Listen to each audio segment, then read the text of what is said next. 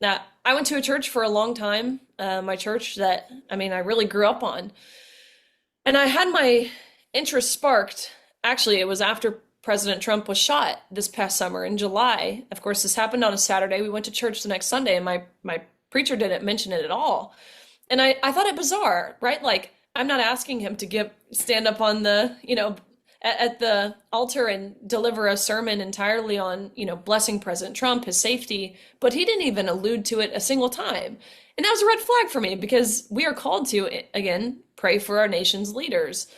And so I started digging into my church a little more, behind the scenes, looking into some of, what they engage in, whether that's the preacher, whether that's the elders, whoever it was. And I was just like so taken aback by some of the things that I found ultimately that led me to switching churches. And again, I have grown so much in my spiritual life because I took that initiative.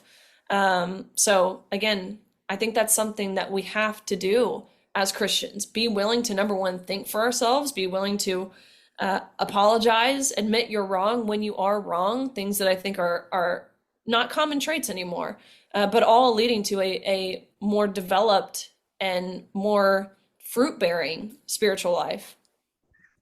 Yeah, I would agree with that. And again, I don't want to keep throwing pessimism in the wonderful things that you're saying because there's a lot of truth to that. But you just back to this whole biblical worldview.